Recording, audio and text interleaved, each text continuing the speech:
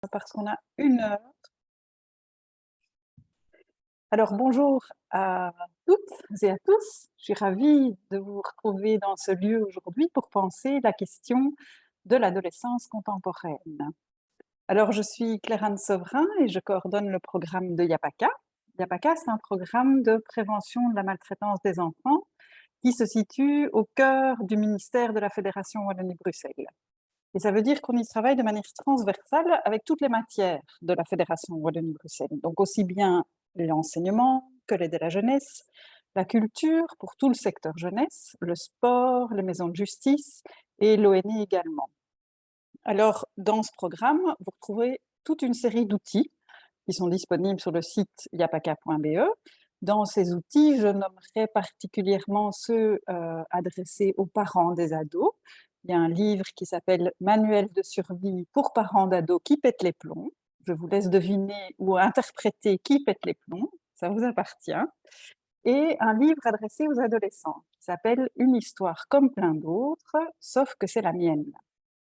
Et à côté de ces outils pour les parents et les ados, vous retrouvez aussi d'autres outils qui sont adressés aux professionnels qui rencontrent les familles, les enfants et les adolescents au quotidien.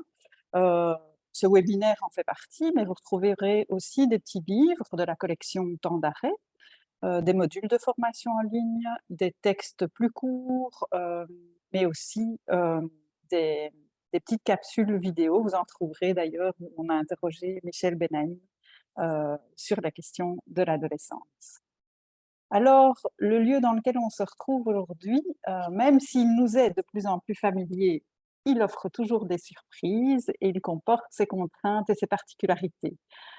Pour le moment, vous voyez 3 des 7 membres de l'équipe de YAPACA, Laurent Baudelot, Diane Huppert et moi-même, et nous sommes rejointes aujourd'hui par Michel Benaïm.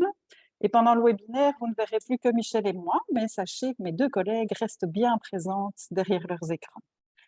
Alors, vos micros et vos caméras sont coupés, ne vous inquiétez pas, c'est le dispositif dans lequel on se retrouve aujourd'hui. Ceci dit, ça ne veut pas dire qu'on n'est pas on ne souhaite pas que l'interactivité entre nous soit bien présente. On aimerait au contraire que vous puissiez vraiment déposer vos questions, vos réflexions sur la thématique qui nous occupe aujourd'hui.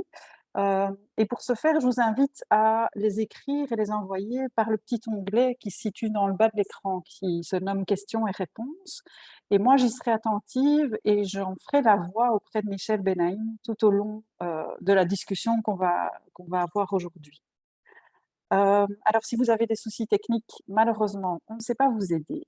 Mais sachez que le webinaire est enregistré, donc vous pouvez le retrouver dès cet après-midi sur le site de YAPACA, sur la page qui a servi à l'inscription de ce webinaire. Alors, nous allons travailler 1 heure ensemble avec Michel Belaïm pour prendre un temps d'arrêt et évoquer toutes les questions qui nous mettent en difficulté quand nous rencontrons les adolescents aujourd'hui. En effet, on entend de plus en plus que les adolescents sont mal, qu'ils vont mal, qu'ils sont aujourd'hui fragilisés et le monde, dans lequel nous sommes, le monde qui les entoure et dans lequel ils ont à s'inscrire, n'y est peut-être pas pour rien. Un monde en guerre, un monde en crise, un monde en manque de perspective et cetera, enfin avec tous les ingrédients, que vous connaissez. Alors, comment renouer avec un adolescent en décrochage scolaire ou plus largement en décrochage social? Comment, pris nous-mêmes dans notre propre incertitude, finalement, accompagner un adolescent en détresse, un adolescent qui s'automutile, qui se scarifie? Comment pondérer aussi auprès des jeunes à la fois nos interventions pour être à la fois à leur côté dans ce moment parfois de vague à l'âme qui les occupe dans ce travail d'adolescence, mais aussi en restant attentif à ce que ce moment ne devienne pas un moment d'arrêt complet, un moment de mise à l'écart. Alors on a invité aujourd'hui Michel Benaïm pour traverser toutes ces questions ensemble. Alors Michel est psychologue clinicienne.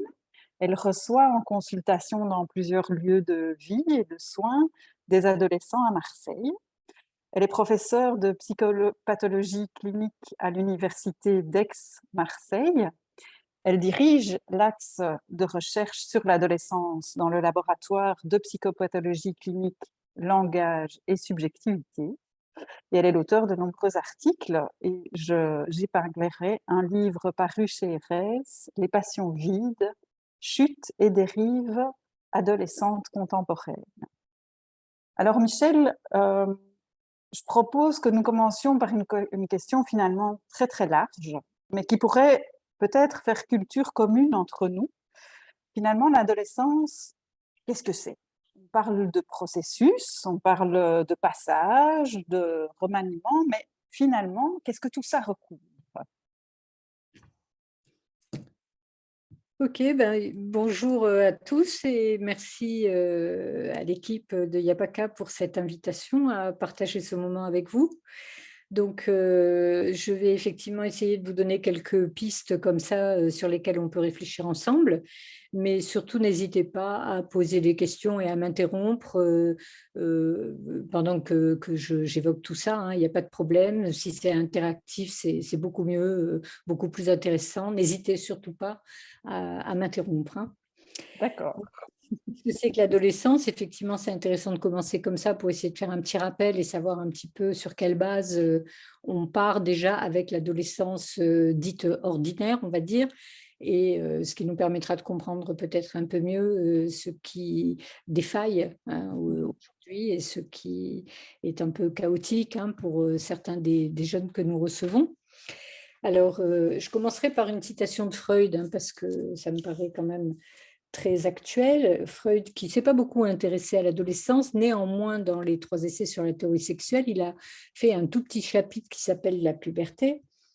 Et il écrit là-dedans que la séparation d'avec l'enfance, c'est une des opérations du développement de l'individu qui arrive à maturité les plus nécessaires, mais aussi les plus douloureuses.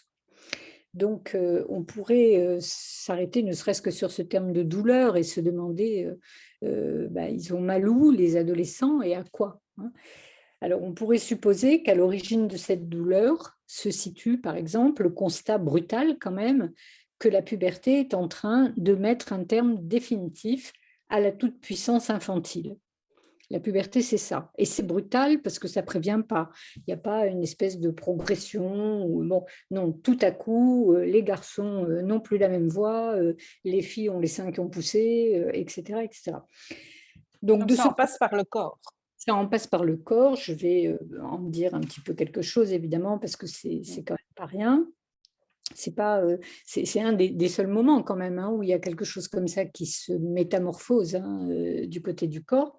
Bon, et de ce constat, c'est-à-dire de ce terme définitif à la toute-puissance infantile comme ça, de ce constat, effectivement, peut s'ensuivre chez certains adolescents une sorte de chaos, hein. Alors, l'adolescence, qu'est-ce que c'est? En tout cas, c'est pas un état. C'est pas un état, ou alors ce serait un état limite. Vous voyez, c'est surtout un passage. C'est un entre-deux. C'est en quelque sorte un déjà plus enfant, mais un pas encore adulte. Vous voyez, c'est effectivement, on l'a dit, le bouleversement corporel de la puberté, qui est souvent d'ailleurs plus qu'un bouleversement, une véritable effraction pour certains, hein, associée à ce qu'on appelle le pubertaire, qui lui est le pendant, si vous voulez, de la puberté. La puberté, c'est dans le corps. Le pubertaire, c'est tous les phénomènes psychiques qui accompagnent ces bouleversements corporels. Et le problème avec ces deux processus, c'est que le plus souvent, ils sont en décalage. C'est-à-dire qu'il y a effectivement quelque chose qui se métamorphose dans le corps, mais en quelque sorte, dans la tête, on n'a pas encore eu le temps d'intégrer et de suivre ce mouvement. Et du coup, on est là en décalage, ce qui donne aux adolescents cette allure qu'ils ont un peu à pas trop savoir comment se tenir, à pas trop savoir comment avancer, à être maladroit, par exemple. Vous voyez, souvent, ils vont passer à côté d'une table, ils vont faire tomber un vase et ils sont les premiers surpris parce que avant, il y a encore une semaine, ils passaient à cet endroit, vous voyez. Mais là, le corps, il a grandi, ils s'en sont pas rendus compte. Enfin, vous voyez, des choses comme ça. Bon, donc l'adolescence, ça se définit par ces changements, des changements qui sont profonds et qui contiennent, d'un point de vue psychique, une espèce de refonte de l'activité fantasmatique, hein, puisque, comme je le disais, il s'en est fini de la toute-puissance infantile, donc il va falloir organiser la réalité avec d'autres fantasmes, hein, que celui de la toute-puissance. Bon. Et puis, un remaniement, du coup, évidemment, des processus d'identification. Ces processus, c'est quand même pas rien, puisqu'ils sont, vous le savez, hein, nécessaires, absolument nécessaires à la construction de l'identité. Vous voyez, la question de l'adolescence, c'est qui je suis, quoi, hein, donc on est en plein là-dedans. Mais c'est pas que ça, c'est aussi l'adolescence, à mon sens, la définition même de l'authenticité. C'est-à-dire qu'un adolescent, et c'est ce qui parfois nous met en difficulté, ça fait pas semblant, ça va jusqu'au bout, hein. Alors le problème, c'est que ça fait pas semblant et ça va jusqu'au bout dans le meilleur, hein, avec la créativité adolescente par exemple, mais aussi dans le pire, donc avec les mises en danger, mmh. Alors nous, les adultes, par exemple, hein, je sais pas, quand on part en vacances, on va prévoir, on va planifier, on va réserver des billets, et puis on va revenir, quoi, hein. Ça, c'est ça qu'on appelle partir, vous voyez? C'est ça qu'on appelle sortir. L'adolescent, pas du tout, hein. Quand il part, il fugue et en général, c'est certainement pas, avec un retour prévu, hein. C'est sans retour, en tout cas, ça se veut être sans retour. Bon. Donc, vous voyez, c'est un peu le fossé, hein, qui peut s'installer du côté d'un dialogue ou d'une compréhension. Et puis, alors un petit peu plus techniquement, l'adolescence, au niveau de ces modifications profondes, c'est le passage de ce qu'on appelle le moi idéal à l'idéal du moi. Ça veut dire quoi? C'est très simple. Il faut passer de l'enfant merveilleux qu'on était, en général, et on se satisfaisait d'être d'ailleurs, hein, dans le regard de ses parents, par exemple, il faut passer de ça à celui qu'on aspire à être ou auquel maintenant on aimerait ressembler. Vous voyez, le moi idéal, l'idéal du moi. Bon, le problème, c'est que pour parler d'idéal, encore faut-il qu'il y ait un idéal, hein. Et ça, ben, on va y revenir quand on va parler évidemment du monde contemporain. Pour le dire autrement, encore, on pourrait dire que l'adolescence, c'est, une sorte d'après-coup du stade du miroir, si vous voulez. C'est-à-dire que l'enfant, il a déjà mis, le temps qu'il fallait, et fait l'opération psychique nécessaire, qu'on appelle le stade du miroir, pour s'approprier son image, l'image de son corps, reconnue par l'autre, hein, qui, devant la glace, va lui dire: «Regarde, ça c'est toi», et cetera et cetera. Bon, avec donc les traits de l'enfance. Cette image, elle est faite de ça, des traits de l'enfance. Et à présent, il va falloir qu'il se réapproprie une nouvelle image dans le miroir. Ce qui explique, je ne sais pas s'il y a des parents qui écoutent, que les adolescents squattent la salle de bain 2 heures le matin. En fait, ils sont en train d'essayer de s'approprier leur nouvelle image corporelle, hein, voilà.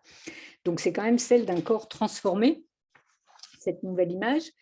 Et en général aussi, ce corps transformé leur convient rarement, pour les raisons que j'évoquais au début, c'est-à-dire que le temps psychique nécessaire à ce qu'ils se reconnaissent et à ce qu'ils se réapproprient ce nouveau corps, etc., bah, il est en général en décalage par rapport au temps des transformations physiques, hein. Vous voyez, l'adolescence, le travail psychique de l'adolescence, il est en décalage avec cette nécessité de s'approprier ce nouveau corps, etc.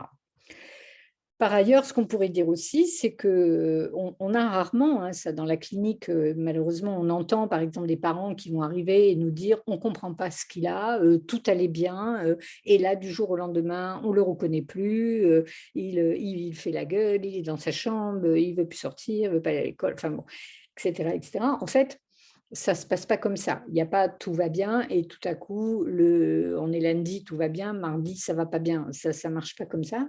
L'adolescence, c'est quand même un temps de récapitulation de l'enfance et un temps de confrontation aux traces infantiles. C'est-à-dire que cette enfance, elle a évidemment laissé des traces et bah, il va falloir maintenant qu'on est adolescent s'y confronter, hein. Elles vont être là, bien présentes.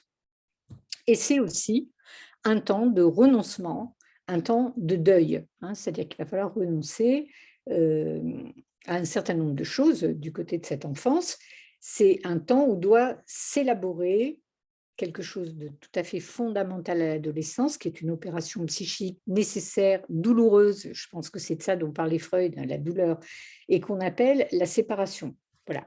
Donc, c'est un temps, si vous voulez, de validation des opérations psychiques de l'enfant, parce que, par exemple, la séparation, il a déjà élaboré quelque chose de ça quand il était enfant, en témoigne l'espace transitionnel de Winnicott, vous voyez, avec le doudou. Le doudou, c'est ce qui aide l'enfant à se séparer de la mère, en gros, pour le dire vite, hein. C'est ce qui aide à colmater l'angoisse que suscite de devoir se séparer de la mère. Donc, selon comment s'est élaboré cet espace transitionnel, la trace de ça va évidemment ressurgir dans ce temps de l'adolescence, dans ce passage adolescent, où ce qui est en jeu est de l'ordre de la séparation. Mais ça aussi, je vais un petit peu approfondir après. Voilà. Ce qu'on sait, nous aussi les adultes d'ailleurs, c'est que la séparation, ça produit quelque chose, hein. On n'a jamais vu une séparation sereine et limpide et harmonieuse. En tout cas, il y a des degrés au moins. En tout cas, ça produit des affects et ça produit notamment de l'angoisse et de la dépression. Tout au moins de la morosité, hein, c'est-à-dire que les ados, ils sont souvent moroses. Vous voyez, mais c'est normal en fait. C'est normal, ils sont en train de se coltiner une opération de séparation qui demande à renoncer à un certain nombre de choses, à quitter des figures qui étaient quand même très sécurisantes auparavant et à faire le deuil d'un certain nombre de choses de l'enfance sur lesquelles je reviendrai. Voilà. Bon, bref, tous ces remaniements, hein, que j'ai très brièvement brossés là, vont en tout cas sérieusement éprouver, mettre à l'épreuve les capacités de traitement symbolique de ce qui lui arrive, hein, l'adolescent qui, en plus, est en devenir, hein. C'est-à-dire que j'essaye de vous montrer la masse de travail psychique qui est demandé lors de ce passage, qui est ordinaire en même temps, hein, mais qui néanmoins gagne à être un peu comme ça nommé, distingué et un petit peu décortiqué. Parce que quand un ado est affalé sur un canapé à vous dire qu'il est épuisé alors qu'il n'a rien foutu de la journée, qu'il n'a pas vidé le lave-vaisselle, etc., en fait, il est vraiment épuisé. Bon. Alors, ça ne veut pas dire qu'il ne faut rien lui demander, hein, je ne suis pas en train de dire ça. Mais juste que, bon, quand il dit qu'il est fatigué, vous savez, ils aiment bien dire je suis fatigué, les adolescents, ils sont fatigués. Si on fait le compte du travail psychique que je viens de très, très brièvement évoquer, bon, c'est épuisant, hein, quand même. Voilà. Donc, l'adolescence, vous l'aurez compris, c'est un processus psychique, c'est un ensemble de systèmes qui vont œuvrer au remaniement de la personnalité, qui vont favoriser sa maturation dans la résolution d'un certain nombre de conflits de base, hein, donc bon, tous les conflits par lesquels on passe quand on se développe, hein, et qui vont d'autre part, en même temps et suite à ça, ouvrir une ère nouvelle pour des activités psychiques. Bon. Donc, cette puberté que j'évoquais, elle est finalement, pour préciser un peu, le processus au cours duquel toute l'organisation bio-physio-psychologique va transformer l'économie psychique de l'individu et son image corporelle, donc on l'a dit, et l'adolescence, qui est ce qui va avec ce phénomène de puberté, va s'efforcer d'intégrer ce corps et d'intérioriser une identité dans une capacité à exister de façon autonome psychiquement. Et ça aussi, on va retomber là encore sur un paradoxe épuisant, c'est que tout ça va lui être demandé alors même, hein, on va lui demander d'être dans cette capacité autonome, alors même que ce sujet reste relativement au moins dépendant de son milieu.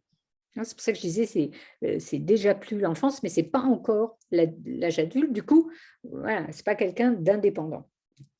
Alors tout ça, vous voyez, ça fait quand même ressurgir, enfin, ça met en lumière un certain nombre de paradoxes qui se traduisent, hein, tout simplement par le comportement souvent paradoxal de l'adolescent. Voilà.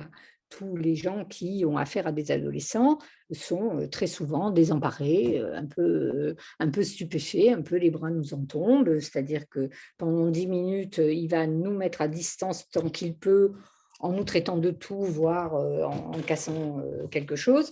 Et puis l'instant d'après, il va nous demander, j'en sais rien, moi, de lui préparer un milkshake au chocolat, vous voyez, le tout en un quart d'heure, quoi. Donc effectivement, quand on est professionnel, on a un peu ses bases. Quand on est parent, on est un peu dans le chaos avec lui. En fait, c'est juste paradoxal parce qu'il est en train de vivre des phénomènes paradoxaux.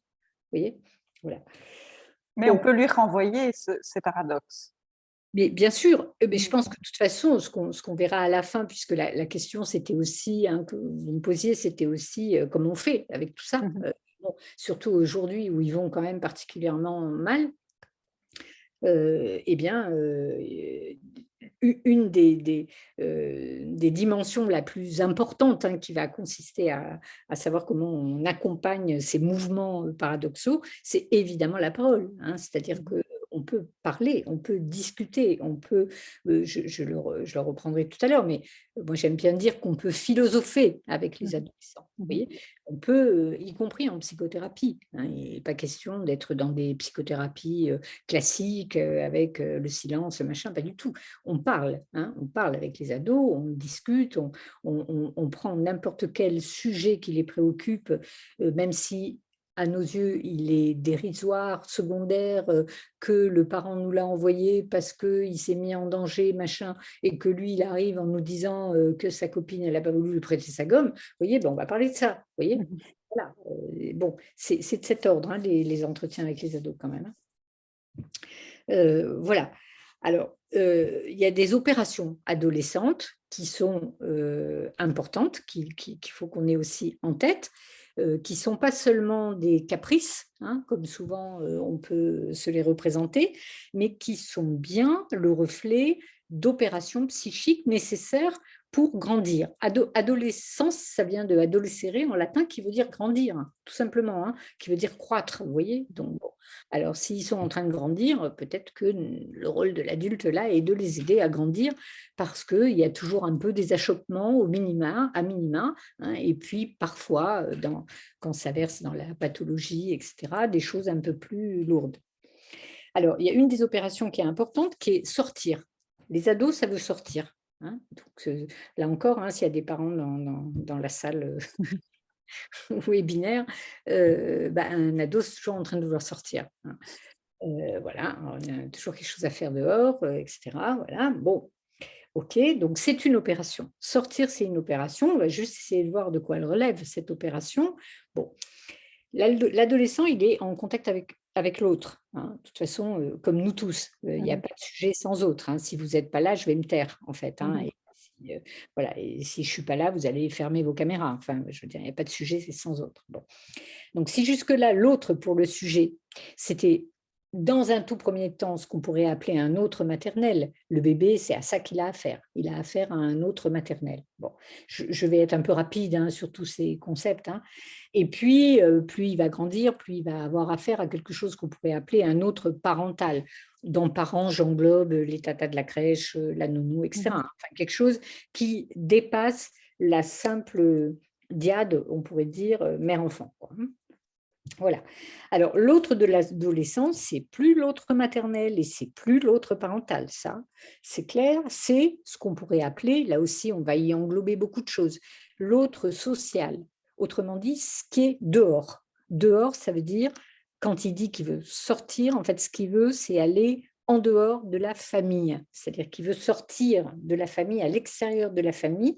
Et ce dehors, ben oui, il se trouve qu'il se compose de quoi? Il se compose des pairs, P-A-I-R-S, c'est-à-dire tous ces petits autres qui sont les mêmes que lui et avec qui il s'entend en général très bien parce qu'ils peuvent ensemble se lamenter sur le sort qui leur est fait, par exemple. Mhm. Vous voyez. Bon. Donc c'est très important de sortir, c'est très important d'avoir, de construire ce lien aux autres, les mêmes que soi, qui sont les seuls susceptibles à pouvoir comprendre, entendre, vous voyez? Alors ça va de à quel point cette jupe me va mal, jusqu'à une souffrance inouïe parce que mes parents se séparent ou je ne sais quoi, ou mon grand-père est mort ou je ne sais quoi. Vous voyez, encore une fois, on ne, de l'extérieur, on a le sentiment qu'il y a des degrés, mais il n'y en a pas, hein. C'est-à-dire, effectivement, un adolescent peut être désespéré de quelque chose qui, a priori, peut nous sembler à nous peut-être un peu secondaire. Donc, ce dehors, cet autre social, il est composé de ça, des pairs, les petits autres, les mêmes que lui, les potes, quoi, hein, voilà. Et évidemment, je ne vais pas vous rappeler là l'importance du regard, hein, dans cette dynamique-là, de rencontre avec ces autres-là, du regard comme pulsion centrale à l'adolescence. Là aussi, hein, j'ai parlé du miroir tout à l'heure, le regard, c'est la pulsion centrale à l'adolescence, le regard des autres notamment, comme presque si c'était un miroir, hein, le miroir de l'adolescence, qui va lui restituer un reflet, qui va inclure sans cesse, hein, l'autre de l'adolescent, vous voyez, les autres et surtout le redoutable jugement. Je n'aborderai pas ici les réseaux sociaux, les harcèlements et compagnie, mais c'est juste le paroxysme de ce que je suis en train de dire, la perversion de ce que je suis en train de dire. Vous voyez, voilà. Voilà. Alors, dans ce mouvement-là, pour l'adolescent, il y a une sorte de prise de conscience de la différence, hein, d'une différence. Il y a toujours une différence, hein, entre vous et moi, entre chacun, hein, c'est comme ça. Heureusement, hein, c'est aussi ce qui fait nos singularités. Voilà. Donc, il y a une prise de conscience d'une différence vis-à-vis des autres qui peut, à cet âge-là en tout cas, les mettre mal à l'aise parce que ça peut développer chez certains de ces adolescents une espèce d'idée d'une non-conformité à leur groupe d'âge. Vous voyez, il y a toujours quelque chose comme ça qui se joue dans cet effet de miroir et de reflet. Bon. D'autant que tout ça survient, je reviens à ma puberté, à la pression, hein, tout ça survient dans un contexte où la pression pulsionnelle de la puberté et du pubertaire, donc, provoque souvent chez l'adolescent un sentiment de vide et d'étrangeté vis-à-vis de lui-même. Vous voyez, donc c'est ce que j'évoquais de comment on se reconnaît maintenant avec ce nouveau corps, avec cette nouvelle voix, etc., etc. Voilà. Vous m'interrompez quand vous voulez, hein, sinon moi je peux parler la journée, vous le savez, hein, sur l'état On vous écoute, on vous écoute. Alors, si on pense l'adolescence comme un temps de passage, donc comme j'essaye de le dire là, de passage imposé, on l'a vu, par les modifications du corps, à la fois ce corps qui est à la fois objet de regrets, de craintes, etc., eh bien, on peut dire schématiquement que la dépression, qui est un affect qu'on rencontre quand même très fréquemment chez les adolescents, eh bien, ça pourrait être le signe d'une résistance à ce changement. Vous voyez, une lutte contre ce changement. Cette transformation, elle mobilise tout ce qui fait l'identité de l'adolescent d'une manière proche de ce qui se passe, je l'ai un tout petit peu évoqué, de ce qui se passe dans un travail de deuil. Alors, deuil de quoi? Deuil de l'enfance, hein, deuil des repères de l'enfance, deuil des figures parentales de l'enfance, parce que l'adolescent, il est peut-être en crise et il est en train de changer, mais les parents de l'adolescent, eux aussi, sont en train de changer et en crise, hein. Être la mère d'un adolescent, ce n'est pas la même chose qu'être la mère d'un nourrisson, hein. Bon. Donc, il y a un deuil des figures parentales de l'enfance, il y a un deuil du corps de l'enfance.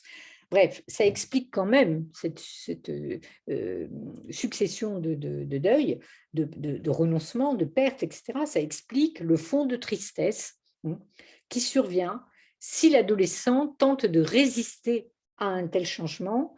Et du coup, s'il tente de résister à un tel changement, ce n'est pas pour autant qu'il va redevenir un enfant. Il va se retrouver où? Il va se retrouver dans un temps intermédiaire, c'est-à-dire dans un entre-deux. On n'est jamais très à l'aise dans un entre-deux. On aime bien être un peu assis quelque part, vous voyez? Voilà. Donc, résister comme ça au changement empêche en fait le mouvement de croissance, hein, le mouvement de passage, et non pas le ramène en arrière, mais bien le maintient dans cette espèce d'équilibre qui parfois bascule quand même. Vous voyez, c'est pour ça que je parlais tout à l'heure de l'adolescence comme étant un état limite. Vous voyez, ils sont à la limite de quelque chose. D'où l'intérêt d'ailleurs d'être auprès d'eux quand c'est un peu compliqué, qui que nous soyons, et quelle que soit notre fonction professionnelle, d'accompagner ce mouvement me paraît un peu important, parce que s'ils sont sur un fil comme ça, à la limite, bah, nous, on va border un peu, histoire qu'ils ne tombent pas dans le vide, hein, parce que dans le vide, il n'y a rien, hein, il y a le néant, hein. Voilà. Mais Alors, si on résister, c'est un petit peu normal et naturel. Quand on est face à de tels changements, il y a ce mouvement de résistance qui nous est, je pense, humain tout au long de la vie. C'est pour ça que je disais que la morosité, c'était normal. C'est ça, C'est-à-dire la ouais. petite dépression adolescente, c'est normal. On ne quitte pas l'enfance comme ça, sans qu'il ne se passe rien. On est un peu déprimé, bien sûr. On est aussi un peu angoissé parce qu'on ne sait pas trop ce qui nous attend. Mais ce que nous voyons, en tout cas moi, ce que je reçois, évidemment, ce n'est pas des adolescents qui vont bien. C'est des Mm, adolescents qui ne sont pas un peu moroses et un peu anxieux. C'est des mm, adolescents très déprimés et très angoissés. Là, on est dans un autre champ, hein, voilà. Donc, c'est bien. L'équilibre, il est la bascule, elle peut se faire à cet endroit, c'est-à-dire mhm, l'état limite, c'est effectivement de traverser ces mouvements d'anxiété, de morosité, etc., et de surtout pas basculer du côté de l'angoisse ou de la mhm, dépression, parce que c'est dans ces champs-là que vont se manifester des symptômes, des mises en danger, des prises de risques inconsidérées, etc. mhm. Voilà. Alors, donc, s'il y a des deuils, si on est d'accord pour dire qu'il y a des deuils, c'est bien parce qu'il y a des expériences de perte, hein. Le deuil, c'est un travail, enfin, c'est un mouvement psychique normal quand on perd quelqu'un, quelque chose, un emploi, sa grand-mère, son chien, ce que vous voulez. Quand on perd, on a un travail psychique à faire pour élaborer la perte. La perte, de quelle perte s'agit-il ici? La perte de ce qui peut alors être reconstruit pour l'adolescent. Vous voyez, il va essayer dans cette résistance, il va essayer de reconstruire le bien-être supposé de l'enfance. Mhm, Mais on est tous dans ces trucs. Vous savez, cette illusion-là qu'on mhm, entend régulièrement, c'était mieux avant. mhm. C'est ça que ça veut dire. Évidemment que c'est mieux avant, quand on était un nourrisson, qu'on n'avait rien à demander, que tout nous arrivait sans qu'on demande rien, c'était cool. Donc oui, c'est mieux avant, mais c'est dans ce sens-là que c'était mieux avant. C'est pas qu'avant, au Moyen Âge, c'était plus cool qu'aujourd'hui. Enfin, non, vous voyez? Bon. Mhm. Alors, en fait, voilà, c'est cette illusion que c'était de ce bien-être supposé de l'enfance, avec cette sensation d'avoir perdu la paix, la tranquillité du corps, quand même, qui se manifestait quand même pas de manière aussi insistante, la perte d'une certaine forme de relation aux autres. Vous voyez, quand vous êtes petit, que les invités arrivent, «Oh mon Dieu, qu'il est mignon» et machin et tout, «Oh, le joli dessin» et cetera. Donc quand vous êtes ado, avant qu'on vous dise: «Mon Dieu, qu'il est mignon» et comme son dessin, si vous voulez, vous voyez? Donc on perd ça, c'est ça qu'on Mhm. perd, hein, quand même, c'est pas rien, hein. Donc cette relation à l'autre, il va falloir la refonder. Bon, et puis, la perte aussi, qui est relative, qui est du côté de la forme de relation aux adultes, hein, qui maintenant se révèlent tels qu'ils sont. Vous voyez? Ça veut dire quoi? Ça veut dire faillible et surtout mortel. OK. Donc ça, c'est un gros deuil de l'adolescence. C'est que les parents qui étaient: «Mon perce-héros, ma mère l'a fait», terminé. En fait, ils sont faits de chair et d'os, les parents, donc ils étaient sur un piédestal, ils chutent et en fait, ils deviennent, souvent, au dire de l'adolescent, des vieux cons, hein. Voilà, c'est ça qu'ils Mhm. deviennent. Bon, donc là, il y a quelque chose, il faut faire avec ce type de perte, hein, et de changement, de modalité de relation à l'autre, etc. Donc il y a une grosse déception à cet endroit pour l'adolescent, hein. L'adolescent, il est confronté à une déception qui est ressentie, en général, à l'égard des adultes qui sont les plus proches d'eux, c'est-à-dire les parents, vous voyez? Voilà, qui cette déception, elle tient au fait que, les parents se révèlent en effet, et c'est normal, incapables de fournir à l'adolescent une garantie, vous voyez? Une Mhm. garantie, une solution, vous voyez? Qui lui éviterait l'incertitude dans laquelle il est, mais l'incertitude de son désir à lui. Vous voyez? Comment est-ce que vous voulez donner une garantie, une solution? Quand c'est un enfant petit, c'est facile.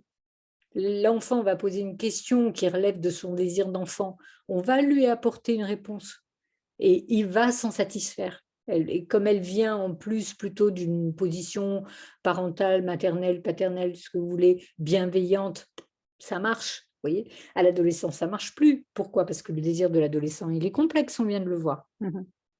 Bon. Donc, alors, il y a plein de questions qui arrivent, mais je ne peux pas parler et les lire en même temps. Je ne sais pas quoi faire. Non, Qu'est-ce non, mais je peux vous par exemple, quelqu'un me demandait si c'était une bonne idée, d'encourager son adolescent à se confier, en tant que parent.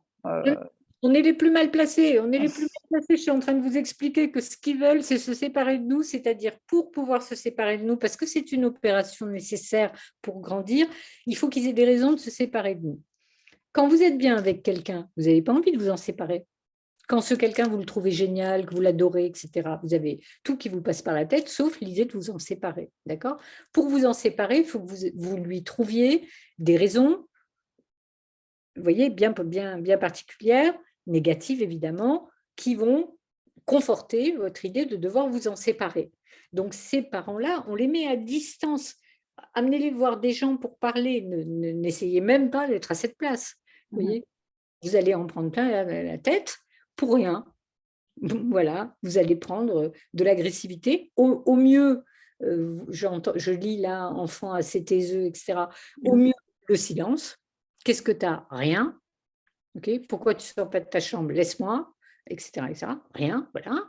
Au mieux. Et au pire, va te faire voir, etc. Enfin, de l'agressivité. Sachant que sur le registre de l'agressivité, on est rarement gagnant, hein. Ils sont beaucoup plus forts que nous, parce qu'eux, ils n'ont rien à perdre, hein. Mmh. Donc, voilà. Donc non, surtout pas. Mais si vous ressentez qu'effectivement, il y a quelque chose qui est compliqué pour votre ado, ben, par contre, vous pouvez l'inviter à aller en Mmh. parler à qui il veut d'ailleurs, hein. Ça peut être ses grands-parents, hein. C'est pas forcément un thérapeute, hein. Ça peut être, je sais pas, des amis de la famille en qui il a confiance, une tante, une cousine, qui vous voulez, ou des Beh, professionnels. mmh. Très bien expliquer à un adolescent, bah, qu'il y a des gens dont c'est le métier. Voilà. Moi, je commence comme ça en général, d'ailleurs, quand je les rencontre, les ados. Surtout quand ils viennent pas d'eux-mêmes et qui me sont amenés par les parents. Moi, je leur dis, voilà, moi, mon boulot, c'est ça. En fait, tu es en train de vivre un passage bien relou. Normalement, ça passe tout seul. Des fois, c'est plus compliqué. Je peux te dire de mon expérience qu'aujourd'hui, c'est compliqué pour 9 ados sur 10. Si tu veux, je t'accompagne un peu. Après, tu vas vivre ta vie. Moi, je ne vais pas te garder toute la vie ici. De toute façon, tu as mieux à faire et moi aussi. Voilà, je Mmh. commence comme ça. Voilà. Mais effectivement, au moins, je pose un repère, c'est-à-dire, ouais, c'est compliqué ce que tu es en train de vivre. OK. Ben, je vais te donner deux, trois bricoles, on va en parler, et tu vas repartir avec une petite impulsion et tu vas traverser ce truc. Voilà, Mmh. c'est pas. Voilà. Et certains demandent si vous Oui. pourriez développer un petit peu l'agressivité et la violence qui peut occuper, Alors, je vais les y arriver parce que là, je suis en train de vous parler d'un ado ordinaire, mais je vais arriver. voilà. Alors oui, je vois qu'il est tard, au passage à l'acte, par exemple. Donc, je vais un peu couper et passer directement à une deuxième opération très importante. J'ai parlé du sortir. La deuxième opération, celle qui va vous intéresser en termes d'agressivité et de violence, c'est l'agir. Mmh. Un ado, ça agit. Reste à savoir quelle va être la teneur de cet agir. Est-ce qu'il va s'agir, pour le coup, d'un acte, on pose des actes, hein, les uns les autres, et tant mieux. Est-ce qu'il va s'agir donc d'un passage par un acte, ou bien d'un passage à l'acte, ce qui n'est pas la même Mmh. chose, voire d'un acting out, et je dirais très très simplement la différence entre les deux. Bon. Alors, qu'est-ce que c'est que cette affaire d'agir? Un sujet qui vient de passer l'épreuve que je viens de décrire et que j'ai raccourci là, de la rencontre avec le réel pubertaire, qui peut se voir contraint de se rabattre pour signifier son existence, non pas sur, comme il le faisait quand il était petit, le ludique infantile, qui de toute façon ne marche plus, qui a été complètement invalidé par le passage pubertaire, mais sur les différentes dimensions de l'agir qui font effectivement, c'est pour ça que vous posez la question, je pense, de l'agressivité et de la violence, qui font le lit de la psychopathologie moderne, contemporaine, de l'adolescence. Alors, qu'est-ce que c'est que cette affaire? Le passage à l'acte, c'est une tentative d'être. Voilà, c'est juste ça. Un acting out, c'est une monstration, c'est-à-dire une recherche de reconnaissance dans l'autre. Voyez? Si là, vous arrêtez de m'écouter, je vais casser quelque chose, vous allez tous me regarder de nouveau. OK? Vous voyez? Voilà. Ça peut être, sur un autre mode que le passage à l'acte, pur et simple. Ça peut être le délire, par exemple. Vous voyez, on a des adolescents qui font des bouffées délirantes. Pourquoi faire? Le délire, c'est quoi? Bah, c'est une construction de sens. Quand quelque chose autour de nous est chaotique, ça n'a plus de sens, on construit une autre réalité qui, elle, a du sens, sauf qu'elle est délirante. Ça peut être le suicide aussi, malheureusement, comme renoncement à l'historicité et comme presque une tentative de création d'une origine autogérée, quoi, vous voyez, auto-référée, vous voyez. Et puis, bien sûr, tout le champ des toxicomanies, de l'alcool, etc., qui sont de véritables tentatives d'effacer le sujet. Vous voyez, c'est pas on prend une cuite comme quand moi j'avais 14 ans pour faire la teuf. Non, c'est on boit beaucoup et le plus vite possible pour tomber dans le coma. Pour Vous voyez, disparaître. disparaître. Donc, quand même, ça questionne ça. Mmh. Donc, l'agir, qui répond à la question qui m'est posée là, de l'agressivité et de la violence, elle va comporter cette dimension pulsionnelle motrice du faire, hein, c'est-à-dire que c'est une façon, si vous voulez, quand on fait quelque chose, de sortir de l'emprise du désir de l'autre, c'est-à-dire de ce qu'on pense que l'autre attend de nous. Vous voyez? Et malheureusement, il y a un pendant à ce faire-là, à cet acte-là, à cet agir, c'est que ça provoque de l'angoisse. D'accord? L'agir, il doit d'abord être compris comme une tentative de séparation entre le sujet et l'autre. Ça, c'est sa fonction. Ça peut être, je l'ai dit, la référence unique pour un adolescent de sa certitude d'exister. Vous voyez, Winnicott, il disait de toute façon que l'ensemble des conduites adolescentes étaient les signes d'un effort pour se sentir réel. Ce sont ces Mmh. mots. Vous voyez. Voilà. Donc, si on est d'accord avec ça, évidemment qu'un acte adolescent, le problème, c'est qu'il est toujours à la merci de verser dans l'acting out ou dans le passage à l'acte. L'acting out, cette espèce de coup de folie, vous voyez, qui consiste à éviter justement de ressentir une angoisse violente. Plutôt que d'être mort d'angoisse, on pose un acte devant quelqu'un qui a intérêt à le recevoir, à l'entendre et à l'interpréter pour faire tomber le niveau d'angoisse. D'accord? C'est, si vous voulez, une sorte de mise en scène du désir du sujet que l'autre n'entend pas quand il parle. Alors, il va le mettre en scène du côté de l'acte. Ça, c'est l'acting out. Le passage à l'acte, c'est plus embêtant. Ça s'adresse à personne. C'est ça le problème. Tant que ça s'adresse à quelqu'un, on peut travailler avec un adolescent. Il y a de l'autre. Tant qu'il y a de l'autre, on peut travailler. Ok. Là, le passage à l'acte, c'est plus embêtant, ça s'adresse à personne en particulier, et du coup, ça n'attend rien de l'interprétation. Bon. C'est, si vous voulez, on pourrait le dire encore autrement, c'est une espèce de demande brute d'amour, vous voyez, une demande brute de reconnaissance de l'être, mais tout ça sur un fond de désespoir. Alors, comment on fait dans la clinique avec ça? Ben, moi, je ne sais pas comment on fait, je sais comment je fais, donc c'est pas, ça n'a aucune valeur de vérité ou de statistique, c'est mon bricolage. Je considère que le passage à l'acte m'est adressé. Mmh. Sinon, je ne peux pas travailler. Sinon, il n'y a pas d'autre. Et donc, il est tout seul, il reste avec sa solitude et son désespoir et ses tentatives de suicide, et on a bien avancé. Donc, je préfère penser que c'est un discours et qu'en plus, il m'est adressé. Et que donc, moi, je vais pouvoir permettre, en tout cas, tenter de construire un espace avec l'adolescent pour que tous les deux, on arrive à inventer une langue qui peut dire avec des mots ce qu'il était en train de nous dire avec son passage à l'acte. Voilà, c'est-à-dire qu'il puisse nous le dire autrement qu'en se taillant les veines ou qu'en frappant quelqu'un. Vous voyez? Voilà. Mais je pense qu'il faut être là, en fait. Il faut être dans cette espèce de présence, d'engagement, hein. Dans les Passions 8, je parle beaucoup de ce que j'ai appelé l'engagement thérapeutique. Il est à cet endroit. C'est-à-dire que là, je suis quand même en train de vous parler de l'adolescence contemporaine qui nous donne à voir des sujets, je vais un peu vite parce que je vois que l'heure avance, Mmh.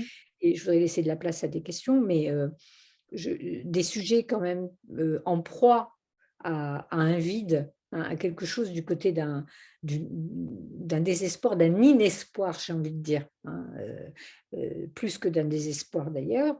bon, alors comment on fait avec ce vide? Ben, on va au moins, en tant qu'adulte, tenter de le border un peu, qu'il ait au moins où s'accrocher quand il tombe.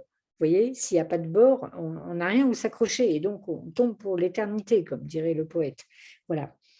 Je vais aller un peu vite pour vous parler du monde contemporain, Oui, peut-être. exactement. Ce pauvre jeune sujet déjà bien en galère à faire. Bon, alors je vous ai dit tout à l'heure qu'il fallait qu'il passe du moi idéal à l'idéal de moi. Quel idéal? Quel idéal?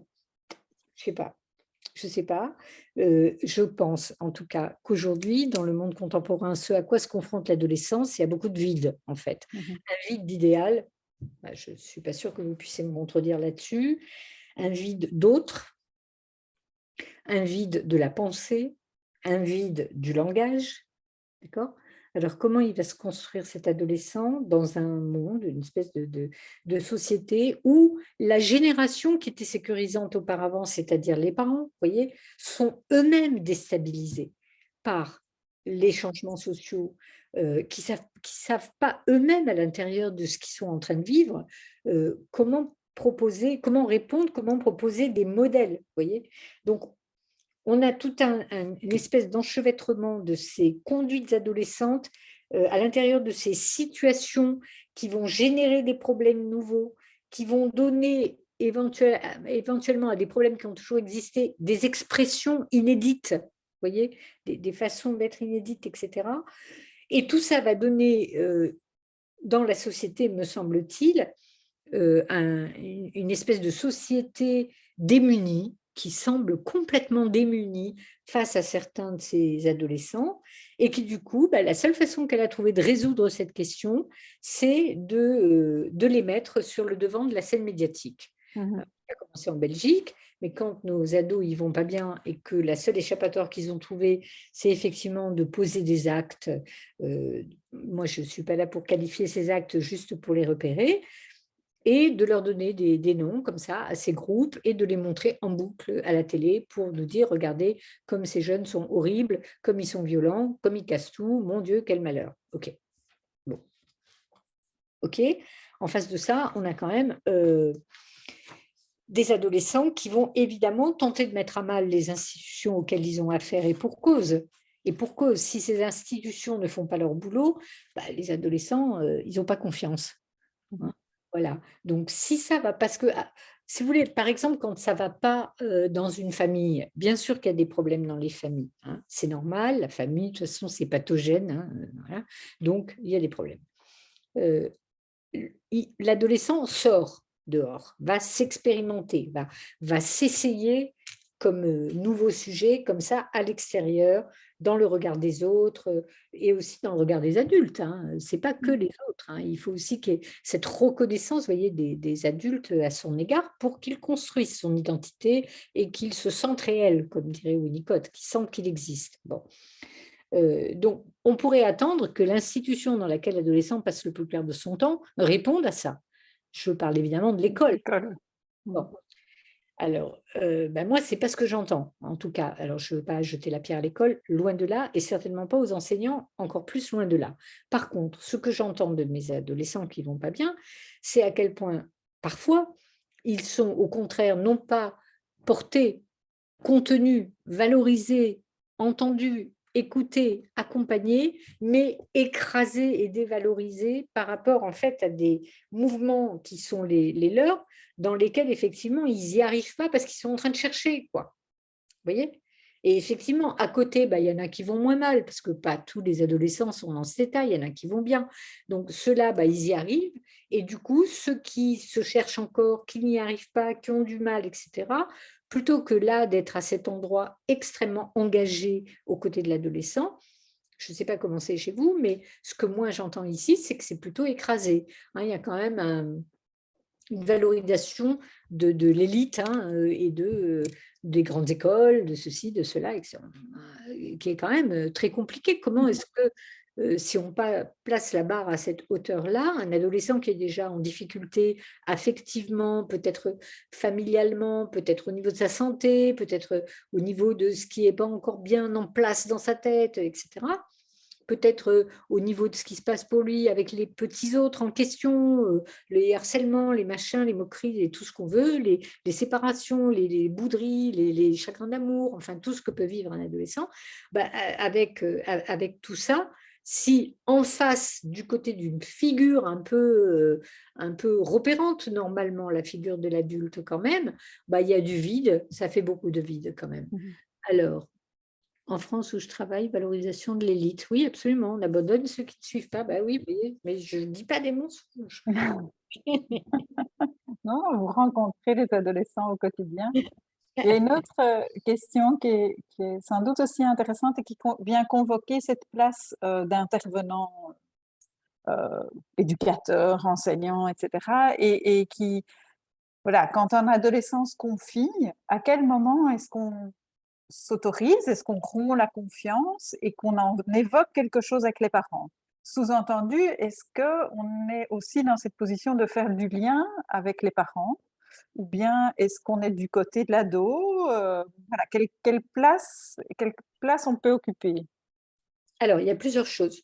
Quand je reçois un adolescent, heu, la première chose que je lui dis, c'est que dans ce lieu, il y a une confidentialité, qu'il peut me dire ce qu'il souhaite me dire. Mais que moi, je suis soumise à la loi comme lui. Au passage, ça lui rappelle un petit peu la castration de D'accord. masse, ça lui fait pas du mal. Voilà, donc je suis soumise à la loi comme lui. C'est-à-dire que s'il me dit qu'il est victime d'un crime, abus sexuels, maltraitance et cetera, il est de mon devoir de le signaler à quelqu'un d'autre. En dehors de ce qui tombe sous le coup de la loi et qui évidemment me concerne puisque je suis soumise à la loi moi aussi, autrement dit castrée moi aussi. En dehors de ça, il peut tout me dire. Ça, c'est la première chose.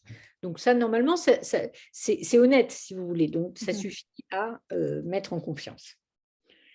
La deuxième chose, c'est que les parents des adolescents, ils souffrent. D'accord? C'est pas les monstres que les ados nous décrivent, bien évidemment. Ils sont complètement désemparés, ils nous appellent, ils savent plus quoi faire, ils sont paumés. Moi, j'avais un père comme ça, il m'appelait toutes les semaines: «Ça avance pas, ça avance pas». Je dis: «Monsieur, laissez-moi faire mon travail, il me faut un peu de temps, on n'est pas à la bourse, hein, on est, voilà, donc ça va pas, je suis pas trader, je suis psychothérapeute».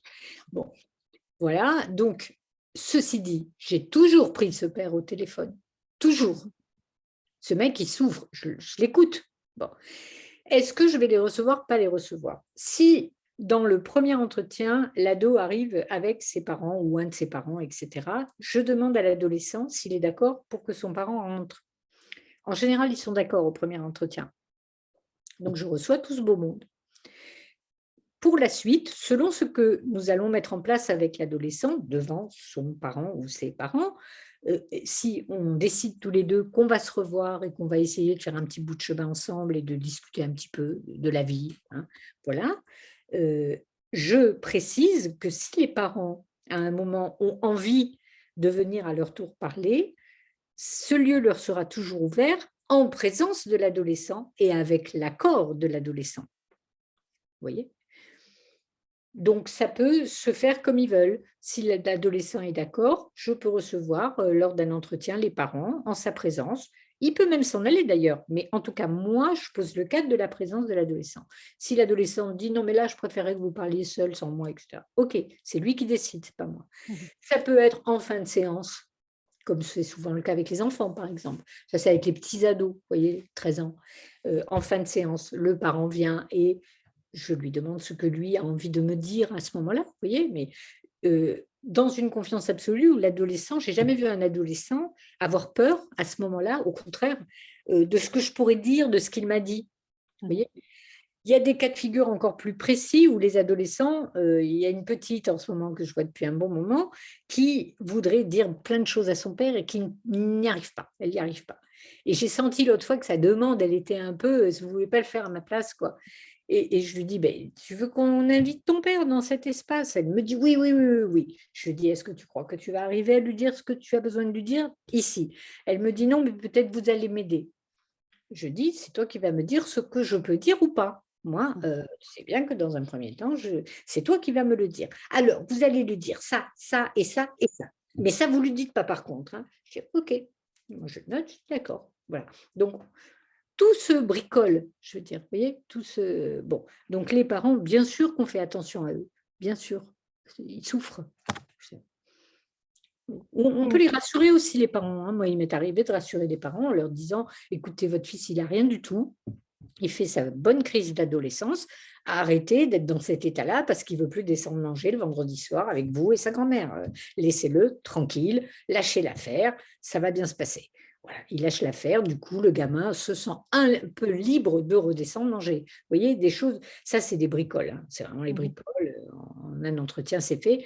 Mais j'ai juste rassuré ces gens, quoi. Voilà, c'est bon. Bon, quand c'est un peu plus grave, je vais leur dire qu'il va falloir que je prenne un peu de temps, qu'on est des êtres humains, qu'on a le temps, c'est pas le même que celui de la bourse, qu'il faut qu'ils puissent avoir un espace pour se déployer ce temps, que la pensée, ça voilà. Donc ça aussi, ça les rassure parce qu'ils savent que, vous savez, maintenant les gens quand ils viennent nous voir, ils croient qu'on va régler tout en 2 temps, 3 mouvements parce que c'est comme ça qu'on fait maintenant, C'est hein. aujourd'hui, c'est comme ça, voilà. Efficace, rentable, et cetera, machin, bon. Donc je leur rappelle juste qu'on est des êtres humains, quoi, hein, que c'est pas aussi simple que ça et qu'on va prendre un peu le temps. Ça les contient aussi les parents, ça les rassure aussi que leur ado ait un lieu, vous Mmh. voyez? Et quelque chose qui soit en train d'être traité, voilà. Ben, c'est ce que j'épinglerai ici en terminant, puisqu'il nous reste malheureusement que 2 petites minutes sur ce sujet passionnant. C'est sans doute que ça met en activité, hem, l'adolescent lui-même, bien évidemment, mais certainement aussi tous les adultes qui l'entourent. Les parents, les professionnels et les professionnels, c'est aussi les enseignants, les éducateurs, l'animateur sportif, qui est pris aussi dans ce mouvement quand il reçoit un groupe d'ados, et que voilà, en entendre quelque chose de tous les les propositions que vous nous faites de voilà, de points essentiels de tout ce travail à l'adolescence, c'est intéressant que chacun puisse l'avoir en tête.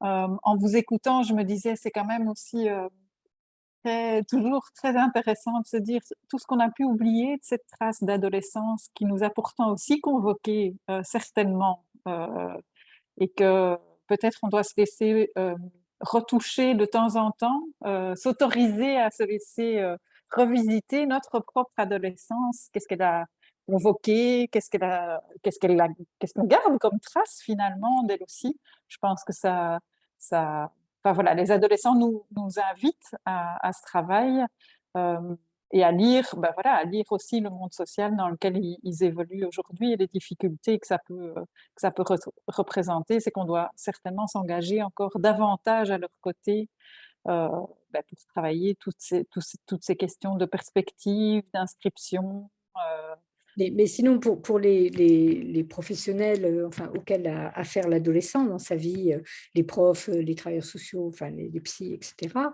peut-être juste, je finirai avec ça, c'est que, il s'agit pas d'aller trouver des outils ailleurs. On mmh va prendre les outils de l'adolescent. L'adolescent, il est radical, on va travailler avec la radicalité. Il prend des risques, on va travailler avec la prise de risque. Vous voyez? Il est authentique, on va être dans une authenticité absolue, et cetera. On va prendre ses repères à lui pour travailler, vous voyez? Et avec ça, on va juste tenter, nous, de les sublimer pour mettre ça sur un versant créatif, alors que lui, pour l'instant, il est un peu malade de la sublimation parce qu'il est dans un monde qui est malade de la sublimation, hein. C'est le monde qui a commencé, c'est pas lui, hein. mais ouais, ouais, ouais.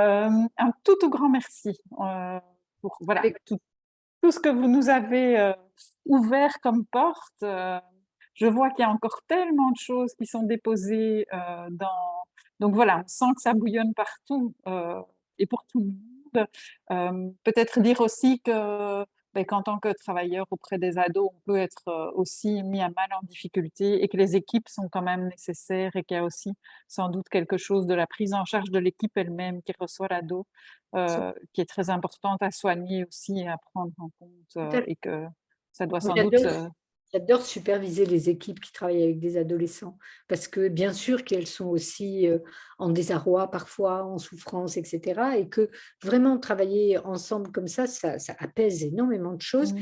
ça change les regards et ça a un effet direct sur les prises en charge, hein. Mmh mh. Bien sûr, bien sûr. Mmh. Donc voilà, encore tellement de choses à dire. Un tout grand merci à vous, Merci Michel, de votre Benaïm, pour écoute. Je ne vous vois pas tout le monde, mais merci pour ouais, cette vous pouvez ouvrir le petit, onglet discussion. Voilà, chacun y dépose maintenant ce qu'il veut.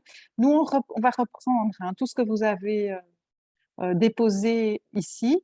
Voilà, on va le remettre au travail, en tout cas, dans l'équipe de Yapaka et voir comment on peut, alimenter, tous les éléments que vous avez déposés, les mettre en réflexion entre nous. Hem, je voyais que quelqu'un avait déposé quelque chose de relatif au lien d'attachement dans l'enfance. On a déjà un petit temps d'arrêt qui évoque cette question. Si vous ne le trouvez pas, n'hésitez pas à envoyer un mail à yapaka@yapaka.be. On essayera de vous épingler quelques ressources pour poursuivre la réflexion. Voilà, et nous, ça va continuer à nous mettre au travail en tout cas. Merci beaucoup à chacune et chacun et bon après-midi. On vous laisse encore 2-3 minutes ici, hein. Si vous voulez encore déposer des choses, n'hésitez pas à nous les écrire. qu'est-ce que je fais moi? Je quitte, je reste? Qu'est-ce que Comme vous voulez, vous pouvez, lire je encore suis un en train petit peu ou je bien lis, je lis les choses là, effectivement, il y a voilà, des questions. voilà et dans 2 minutes, Laurane nous mettra, toutes et tous à la porte. Attendez, j'ai une invitation là, en Belgique. Oui, alors